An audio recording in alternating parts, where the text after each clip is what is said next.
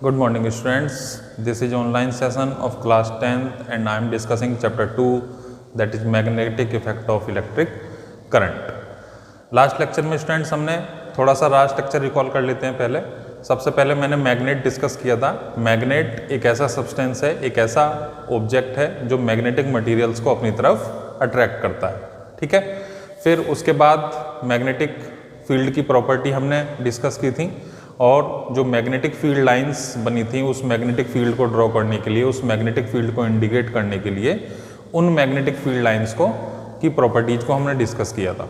Alright, फिर उसके बाद जो अर्थ का मैग्नेटिज्म है कि जो साइंटिस्ट ये मानते हैं कि अर्थ के अंदर एक इमेजिनरी मैग्नेज रखी हुई है जो अर्थ का जियोग्राफिकल नॉर्थ पोल है, उसमें जो अर्थ के जियोग्राफिकल नॉर्थ पोल और जियोग्राफिकल साउथ पोल हैं वो जो मैग्नेट है वो इस तरीके से है कुछ, ये सपोज मान लीजिए अर्थ, ठीक है, और ये अर्थ का क्या है जियोग्राफिकल नॉर्थ, फिकल north and this is geographical south.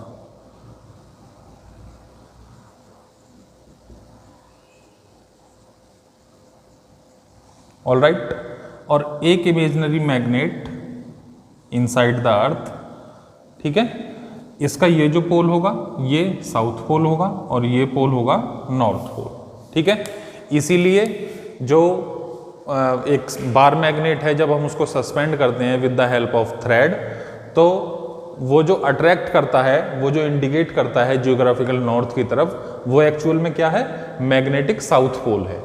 ठीक है, और जो बार मैग्नेट का साउथ पोल इंडिकेट करता है जियोग्राफिकल साउथ को, वो एक्चुअल में मैग्नेटिक नॉर्थ पोल है।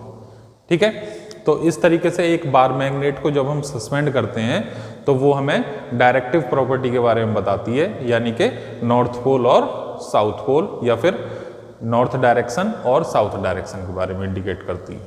ठीक है, चलिए अब आगे डिस्कस करते हैं। मैंने आपको बताया था कि मैग्नेटिक फील्ड पैटर्न हम 3 कंडक्टर में डिसाइड करेंगे। सबसे पहले तो straight current carrying conductor, circular current carrying conductor और एक सॉलिनॉइड में। ठीक है, जब इन तीनों कंडक्टर्स में जब हम करंट फ्लो करते हैं तब उसका मैग्नेटिक फील्ड किस तरीके से ड्रॉ होगा या उसका बिहेवियर किस तरीके से चेंज होगा, ये सारी बातें इन तीनों कंडक्टर्स के लिए डिसाइड करेंगे। ऑलराइट, चलिए सबसे पहले डिस्कस करते हैं magnetic field pattern due to a straight current carrying conductor.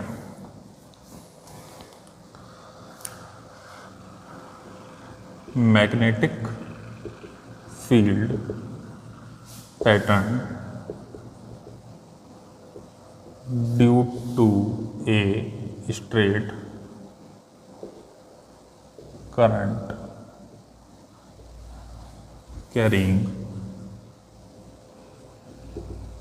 Conductor.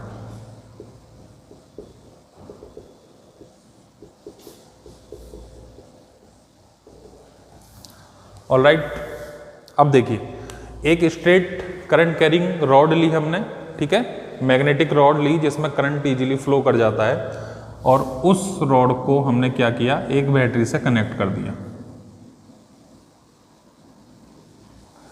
Alright, इसका जो अपर एंड है वो सपोज मान लीजिए पॉजिटिव एंड से कनेक्ट कर दिया हमने, और जो लोअर एंड है वो निगेटिव एंड से कनेक्ट कर दिया। ठीक है, और इस रोड को हमने एक कार्डबोर्ड सीट के से पास कर दिया। ठीक है ना, एक कार्डबोर्ड सीट ली हमने, कार्डबोर्ड सीट के बीच से इस रोड को हमने पास कर दिया। ठीक है, पास करने के बाद जो इसकी इमेज बनेगी वो कुछ इस टाइप से होगी। दोबारा से ड्रॉ करते हैं डायग्राम। सपोज मान लीजिए ये कार्डबोर्ड सीट है,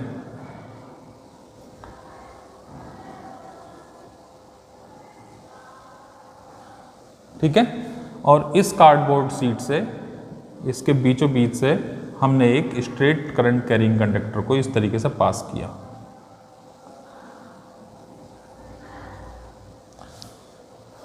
ऑलराइट, अब देखिए इसका जो पॉजिटिव ऊपर वाला एंड है उसको हमने पॉजिटिव टर्मिनल, और जो नीचे वाला एंड है उसको निगेटिव टर्मिनल से कनेक्ट कर दिया। Alright, this is positive and it is negative. बीच में एक हमने स्विच कनेक्ट कर दिया, ठीक है, जिसके स्विच से क्या होगा, सप्लाई ऑन ऑफ करने में हेल्प मिलेगी। ठीक, अब इस पे हमने आयरन फाइलिंग्स डाल दी। आयरन फाइलिंग्स मैंने आपको बताया था कि जो लोहा होता है उसके बहुत सा बारीक सा चूरा, ठीक है, छोटे छोटे पीस उसके हमने इस पर कार्डबोर्ड शीट पर स्प्रेड कर दिए। ऑलराइट, अब क्या होगा, जब सडनली करंट हम इसका स्विच ऑन करेंगे, स्विच ऑन करने के बाद जो आयरन फाइलिंग्स इस पर पड़ी हुई हैं वो अपने आप को एक पैटर्न में अरेंज करेंगी, ठीक है, और वो पैटर्न किस तरीके से होगा, क्लोज्ड एंड कॉन्टिन्यूअस या concentric circles, closed end concentric circles, इस टाइप का। ठीक है, तो ये पैटर्न की इसकी खासियत क्या है, इस पैटर्न की खासियत ये है कि ये जो मैग्नेटिक फील्ड लाइंस आई हैं या ये जो पैटर्न बना है मैग्नेटिक फील्ड का, ये किस टाइप का पैटर्न है, closed end concentric circles. Closed मतलब सर्किल कहीं से भी ब्रेक नहीं होगा, कंसेंट्रिक मीन्स उन सारे सर्किल्स का, जितने भी सर्किल बनेंगे उन सारे सर्किल्स का एक ही सेंटर होगा। ठीक है, अब देखिए, तो हमें पता चल गया कि स्ट्रेट करंट कैरिंग कंडक्टर में जो मैग्नेटिक फील्ड का पैटर्न ड्रॉ होता है या मैग्नेटिक फील्ड ड्रॉ होता है वो किस तरीके से ड्रॉ होगा, क्लोज्ड एंड कंसेंट्रिक सर्किल्स। ठीक है, यानी कि जब इस कंडक्टर में करंट फ्लो होगा तो ये एक मैग्नेट की तरह बिहेव करने लगेगा, और जो इस कार्डबोर्ड पर मैग्नेटिक मटेरियल यानी कि आयरन फाइलिंग्स पड़ी हुई हैं वो इस मैग्नेट के थ्रू या इस मैग्नेट की हेल्प से जब इसमें करंट फ्लो हो रहा है तो उसमें अपने आप को अरेंज करेंगी एक पैटर्न में, और वो पैटर्न कैसा होगा हमारा, क्लोज्ड एंड कंसेंट्रिक सर्किल्स। ठीक है, अब देखिए हमें इसमें डायरेक्शन फाइंड आउट करनी पड़ेगी कि मैग्नेटिक फील्ड की डायरेक्शन कौन सी होगी। ठीक है, तो उसके लिए हम लेकर आते हैं right hand thumb rule. Right hand thumb rule. Right hand thumb rule क्या कहता है स्टूडेंट्स, कि जिस कंडक्टर में करंट फ्लो हो रहा है उसको आप ऐसे एज्यूम करिए कि उसको आपने इस तरीके से अपने हाथ में पकड़ा हुआ है। ठीक है, जिस भी कंडक्टर में करंट फ्लो हो रहा है उसको आप इस तरीके से एज्यूम करिए कि उस कंडक्टर को आपने अपने हाथ में पकड़ा हुआ है। ठीक है, अब थंब की डायरेक्शन वो होनी चाहिए कि जो करंट की डायरेक्शन है। सपोज मान लीजिए करंट कहाँ से कहाँ के लिए बह रहा है, करंट बह रहा है फ्रॉम डाउनवर्ड टू अपवर्ड, जैसे कि इस केस में होगा। इस केस में क्या होगा, करंट पॉजिटिव टर्मिनल से नेगेटिव टर्मिनल की तरफ फ्लो करेगा, तो करंट की जो डायरेक्शन होगी वो अपवर्ड टू डाउनवर्ड होगी। ठीक है, करंट की जो डायरेक्शन होगी वो अपवर्ड टू डाउनवर्ड। तो इसी तरीके से एज्यूम कर लेते हैं उसको। सपोज मान लीजिए हमने इस तरीके से कंडक्टर को पकड़ लिया और थंब जो इंडिकेट करेगा वो डायरेक्शन को इंडिकेट करेगा, करंट की डायरेक्शन को। ठीक है, तो करंट कहाँ से कहाँ फ्लो हो रहा है, upward to downward. Current flow हो रहा है अपवर्ड टू डाउनवर्ड। अब देखिए ये जो हमारी बाकी की फिंगर्स हैं ये इस तरीके से क्लोज हो रही हैं। ठीक है, अब ऐसा एज्यूम करिए कि एक घड़ी नीचे रखी हुई है, तो ये क्या है, घड़ी की सुइयां इस डायरेक्शन में मूव करती हैं, तो जो मैग्नेटिक फील्ड की डायरेक्शन होगी वो कैसी होगी, क्लॉकवाइज। समझ में आई ये बात। अब सपोज मान लीजिए करंट अगर डाउनवर्ड टू अपवर्ड फ्लो हो रहा हो, तब हम अपनी फिंगर को बंद करेंगे।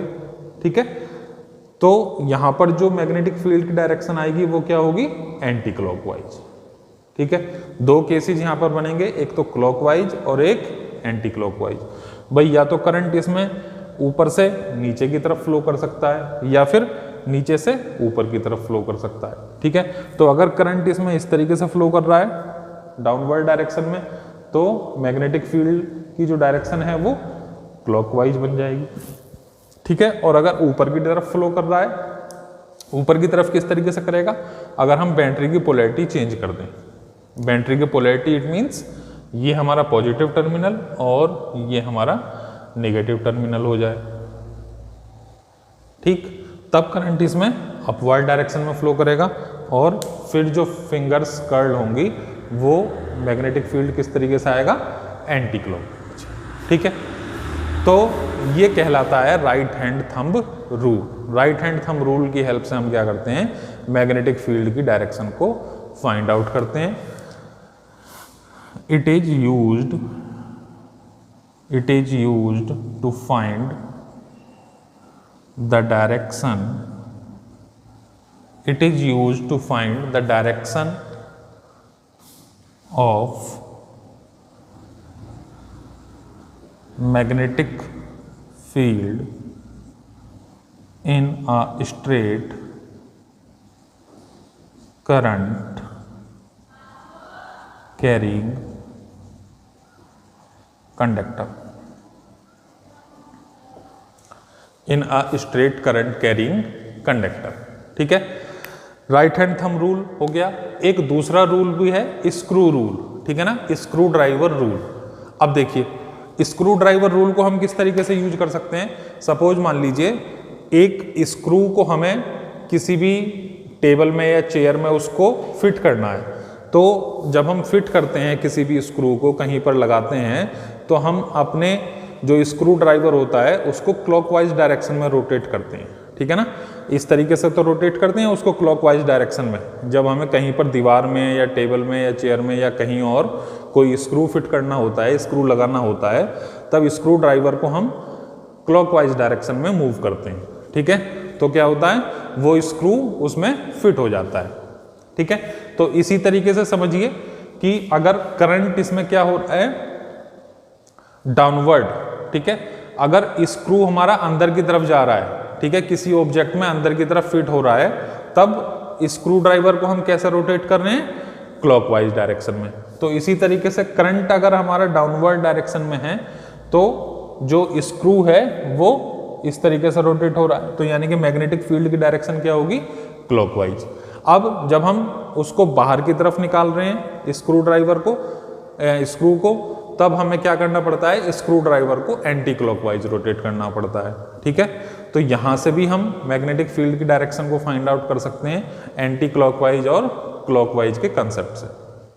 ऑलराइट, ठीक है, अब देखिए मैग्नेटिक फील्ड किन किन बातों पर डिपेंड करेगा। क्लियर है ये पॉइंट स्टूडेंट्स, इसको इरेज कर दें।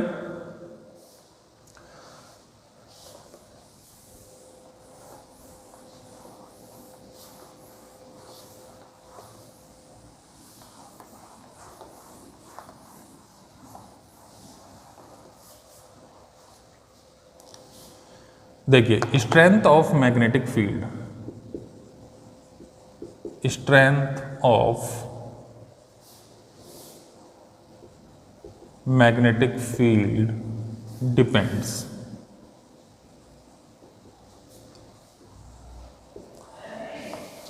किन किन बातों पर मैग्नेटिक फील्ड की जो स्ट्रेंथ है, मैग्नेटिक फील्ड की जो पावर है वो डिपेंड करेगी। ठीक है, तो देखिए स्टूडेंट्स दो बातें यहां पर मेन है। एक तो आप जितना करंट फ्लो कराएंगे उतना ही स्ट्रॉन्ग मैग्नेटिक फील्ड उसमें जनरेट होगा। ठीक है, दोबारा से सुनिए, सपोज मान लीजिए करंट कैरिंग कंडक्टर है और उसमें आपने जितनी पावर का करंट या जितना मैक्सिमम करंट उसमें फ्लो कराया है तो करंट के डायरेक्टली प्रोपोर्शनल है। ठीक है, मैग्नेटिक फील्ड को हम किससे डिनोट करते हैं, बी से। मैग्नेटिक फील्ड को हम डिनोट करते हैं बी से। ठीक, तो यहां पर फर्स्ट पॉइंट क्या होगा, magnetic field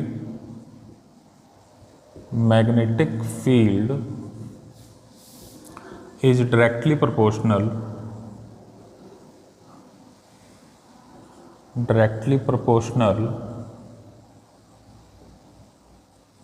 magnetic field is directly proportional to the current flowing in the conductor। ठीक है, जितना ज़्यादा अमाउंट का करंट फ्लो हो रहा है उतना ही ज़्यादा अमाउंट का मैग्नेटिक फील्ड जनरेट होगा। It means B is directly proportional to I। यहां से क्या कंसेप्ट निकला, B is directly proportional to I। ठीक है, एक पॉइंट तो ये हो गया स्टूडेंट्स। दूसरा पॉइंट क्या हो सकता है इसमें? दूसरा पॉइंट, अब जैसे जैसे आप कंडक्टर के सेंटर से दूर जाएंगे, ठीक है, कंडक्टर से जैसे जैसे आप दूर जाएंगे मैग्नेटिक फील्ड आपका वीक होता चला जाएगा। ठीक, इसको मैं डायग्राम की हेल्प से बता रहा हूं आपको, देखिए दोबारा से।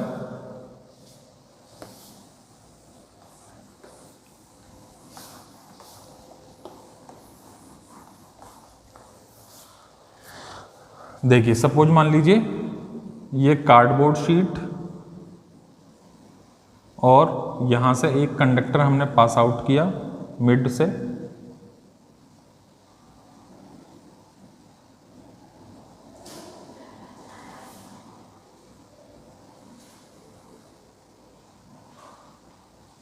Alright.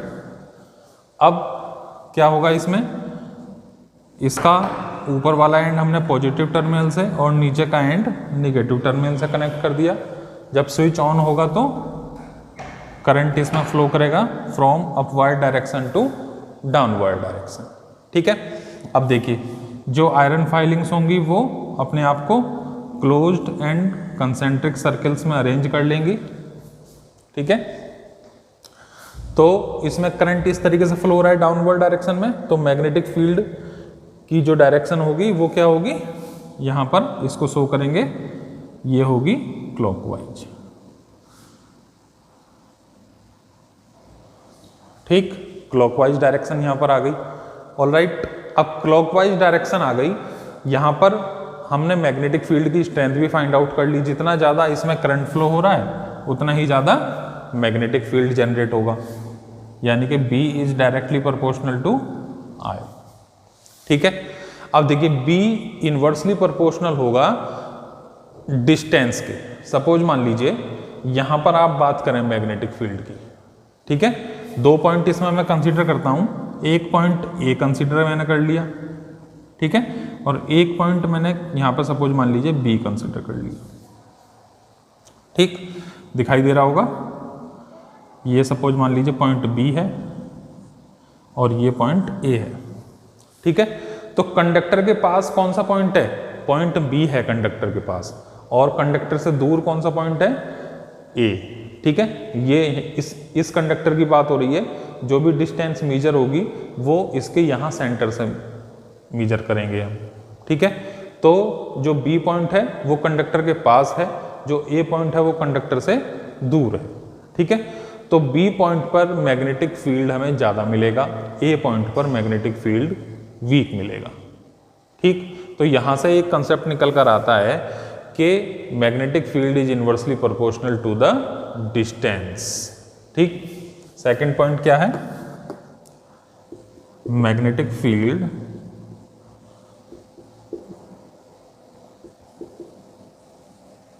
Is inversely proportional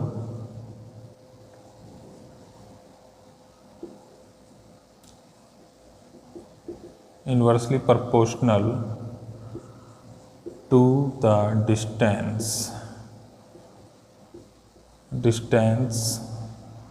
from the conductor.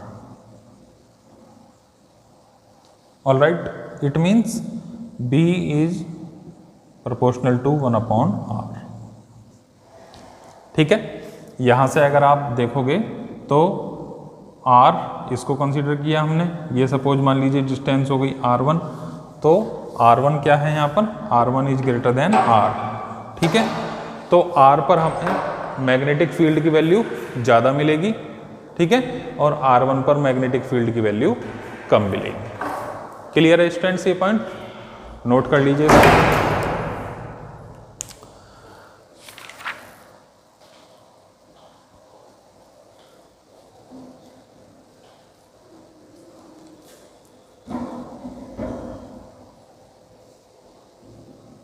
Done, चलिए अब इसमें सेकंड पॉइंट डिस्कस करते हैं, सर्कुलर करंट कैरिंग कंडक्टर। ये तो बात हो गई स्ट्रेट करंट कैरिंग कंडक्टर के लिए। अब magnetic field due to circular current carrying conductor.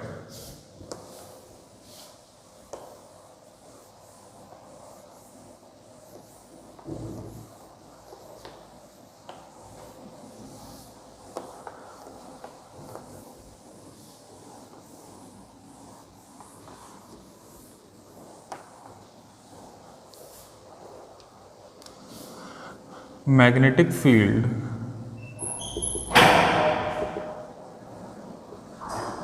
Due to circular current carrying conductor. Magnetic field due to circular current carrying conductor. ठीक है, देखिए ये भी एक एक्टिविटी है हमारी, जैसी एक्टिविटी अभी मैंने आपको बताई थी सेम एक्टिविटी है। इसमें जो करंट कंडक्टर की शेप होगी वो किस तरीके की होगी, सर्कुलर शेप का कंडक्टर हमें कंसीडर करना पड़ेगा। जैसे कि कोई रिंग है हमारे पास, ठीक है, जैसे सर्किल आपने देखा है 2D शेप, तो इसी तरीके से कोई सर्कुलर शेप का कंडक्टर हमें इसमें यूज करना है। ठीक, सेम एक्टिविटी रहेगी बिल्कुल। सपोज मान लीजिए एक कार्डबोर्ड शीट मैंने ली और उस कार्डबोर्ड शीट में मैंने क्या काम किया, एक सर्कुलर करंट कैरिंग कंडक्टर को फिक्स कर दिया कुछ इस तरीके से। ठीक है, इसका ये एंड पॉजिटिव टर्मिनल के लिए और ये वाला एंड नेगेटिव टर्मिनल के लिए। ठीक है, इस एंड को हमने पॉजिटिव टर्मिनल से कनेक्ट किया और इसको हमने किया नेगेटिव टर्मिनल से। ठीक है, this is positive and it is negative. ठीक, अब जब इसमें करंट फ्लो होना स्टार्ट होगा तो इस पर जो आयरन फाइलिंग्स पड़ी हुई हैं, आयरन फाइलिंग्स क्या करेंगी, अब जब इसमें करंट फ्लो होगा तो ये एक मैग्नेट की तरह बिहेव करने लगेगा। करंट कहाँ से कहाँ फ्लो हो रहा है, क्लॉकवाइज डायरेक्शन में फ्लो हो रहा है। ठीक है, करंट इसी तरीके से तो जाएगा, यानी कि ये कैसी डायरेक्शन है, क्लॉकवाइज डायरेक्शन है। ठीक है, तो अब जब इसमें करंट फ्लो होगा तो ये अपने आप को एक मैग्नेट की तरह बिहेव करने लगेगा, मैग्नेटिक फील्ड आ जाएगा इसके चारों तरफ। अब जो इस पर आयरन फाइलिंग्स पड़ी हुई हैं, मैग्नेटिक मटेरियल पड़ा हुआ है, वो मैग्नेटिक मटेरियल अपने आप को अरेंज करेगा। ठीक है, और वो किस पैटर्न में अरेंज करेगा, उसका भी क्या होगा, क्लोज्ड एंड कंसेंट्रिक सर्किल्स। लेकिन वो कंसेंट्रिक सर्किल्स क्या होंगे, हर एक फेज के लिए अलग अलग होंगे, इस टाइप से।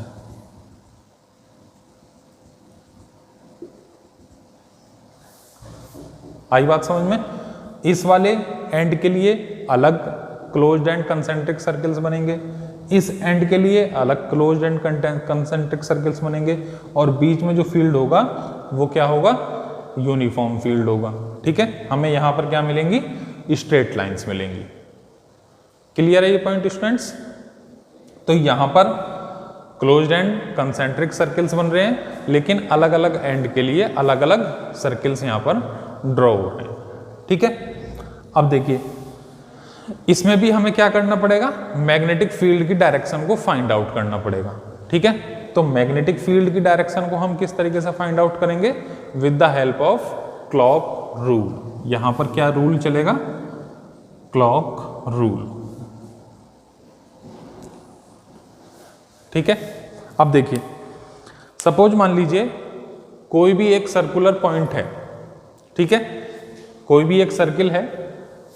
ठीक है, जैसे कि आप कड़ा वगैरह पहनते हो हाथ में, उस सर्किल को एज्यूम करो, उस कड़े को एज्यूम करो, तो उस कड़े के या कोई भी ऐसी रिंग है, उसके दो फेस हैं। एक फेस तो जो आपको दिखाई दे रहा है और एक उसके जस्ट अपोजिट है ना। एक फेस तो आपके सामने है और जब आप उसको इस तरीके से रोटेट करोगे 180 डिग्री पर, तब एक फेस उसके पीछे है ना, तो दो फेस हो गए उसके। अब उन दोनों फेसेज में हमें क्लॉक रूल लगाकर देखना है कि कहां पर कौन सा फेस बन जाएगा।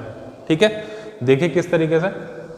सपोज मान लीजिए ये वाले फेस में क्लॉकवाइज करंट फ्लो हो रहा है। ठीक है ना, तो क्लॉकवाइज का मतलब क्या है, इस तरीके से।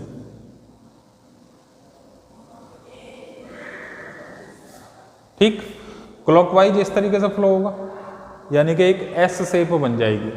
तो यानी कि इस फेस में कौन सा पोल आ जाएगा, सामने वाले फेस में, सामने वाले फेस में आ जाएगा साउथ पोल।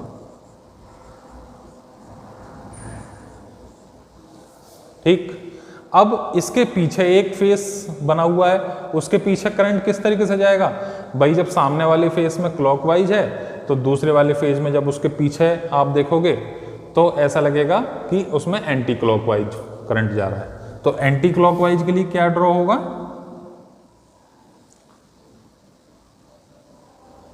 एन, इस तरीके से। ये जो एरो बनी हुई है, इन एरो पर ध्यान दीजिए, इस तरीके से करंट जाएगा। ठीक, तो ये कौन सा पोल बन जाएगा, ये पोल बन जाएगा नॉर्थ पोल।